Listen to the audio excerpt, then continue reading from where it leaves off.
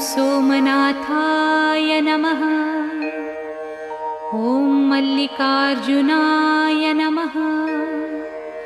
ॐ महाकालेश्वराय नमः। ॐ ओंकारेश्वराय नमः। ॐ वैद्यनाथाय नमः। ॐ भीमशंकराय नमः। ॐ रामेश्वराय नमः। ॐ नागेश्वराय नमः। ॐ विश्वेश्वराय नमः। ॐ त्र्यंबकेश्वराय नमः।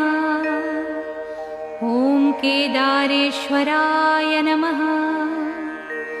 ॐ भुस्मेश्वराय नमः।